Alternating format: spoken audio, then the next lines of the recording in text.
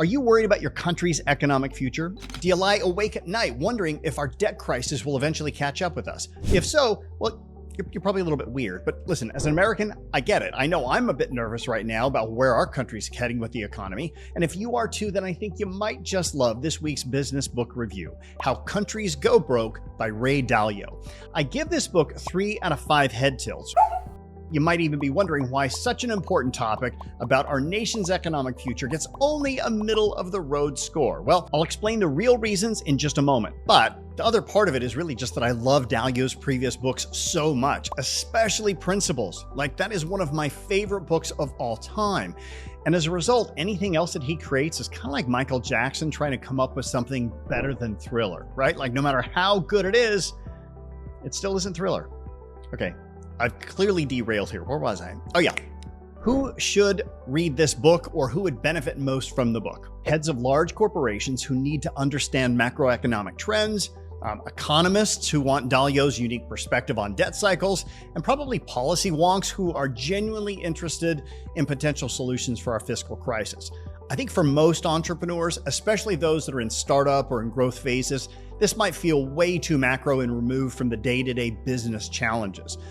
By the way, if you're not sure what phase you're in at the entrepreneur's journey, or even if you just want to know more about those various stages, check out my business book scorecard. It's a free Q&A that takes just a few minutes. And at the end, you're going to get a custom curated list of the top 10 books for you based upon where you're at in your specific entrepreneurial journey. And there's also a great video that explains each phase of the journey in detail. The reality is all books can be a 5 out of 5 if you read them at the right time in your business development. Like, why waste time reading books that don't apply to you? I've already sorted through over 500 business books to share with you the top 10 books that apply directly to you. It's fast, it's free, and the link is inside the description of this video. Now, before I dive into heavy economic theory, let me explain what I loved about this book. Ray uses a brilliant color coding system that makes complex economic concepts manageable. The maroon text contains timeless principles that, they warrant attention. The bold text is important information written in terms that the general public should hopefully be able to understand.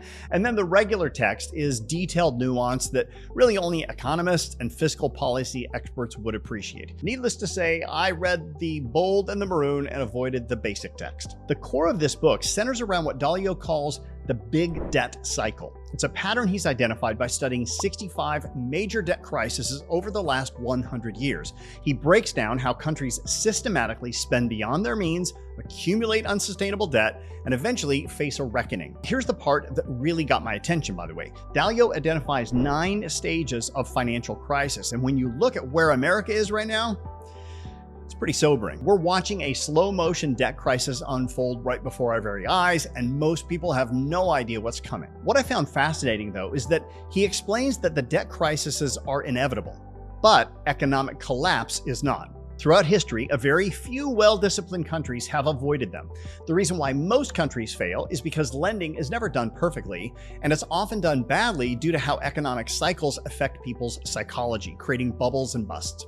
The book gets into some really complex territory, and I'll be honest, even with my MBA and economics courses, I struggled with much of even the bold text. If you don't have that background, this book is going to be challenging.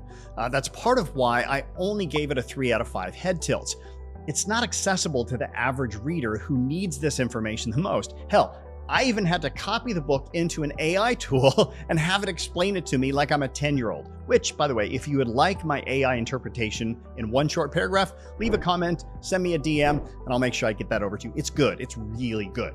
Here are some excerpts from the book that really jumped out for me. Over the long run, debts can't rise faster than the incomes that are needed to service them, and interest rates can't be too high for borrower debtors or too low for lender creditors for very long.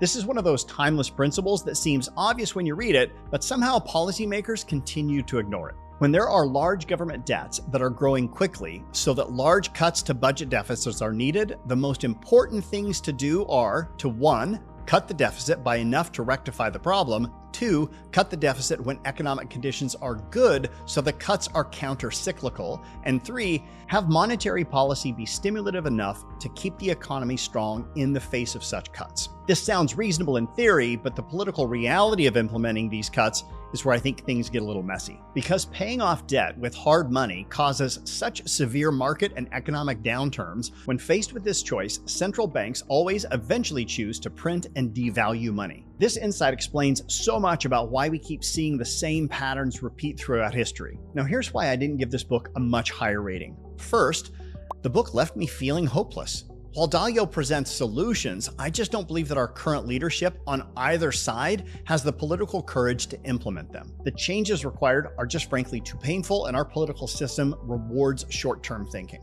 And second, I felt helpless after reading it. I agree with Dalio's analysis, by the way, but what can I actually do about it? Like, I would have loved to have seen some practical steps for regular citizens like you and I, maybe templated emails to elected officials, maybe contact information for our representatives, or actionable steps beyond just being aware of the problem. On the positive side, here's what really caught my attention. Toward the end of the book, Dalio offers his 3% three-part solution. As he outlined various department cuts and revenue increases, I found myself constantly thinking, yeah, that makes sense, followed immediately by, well, that scares me. I don't think that's a very good idea, right? And the fact that I had such a mixed and visceral response tells me his ideas are pretty bipartisan. It reminded me of that famous negotiation quote, I forget who said it, something to the effect of, if both parties walk away feeling a little disappointed, it was probably a good deal for both. We won't achieve the fiscal discipline we need without sacrifice on both sides. The question is whether we have leaders brave enough to make these tough choices before we're forced into them by economic collapse. This book isn't an easy read, and it won't leave you feeling optimistic about America's financial future. But if you're someone who makes decisions that could be affected by macroeconomic trends, or if you simply want to understand the forces shaping our economic reality, it's worth the struggle to get through it. And since most people won't read it because it forces you to think, here's a stupid TikTok version that you can send to your friends. Okay, think about it. Countries go broke, just like celebrities, right? You got your Kanye West, your Nicolas Cage, your Lindsay Lohan. They all had everything and then poof, gone. They spend their money like there was no tomorrow on crazy debt, made terrible decisions, boom, bankruptcy. Look at the dog.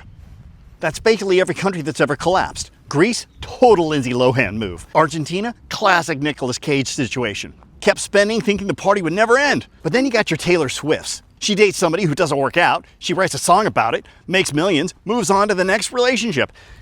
Even when things go wrong, she still comes out stronger. That's like Switzerland and Norway. They might have some bumps, but they got their financial house in order. The difference? Taylor Swift doesn't spend $50 million on dinosaur skulls. Nicolas Cage.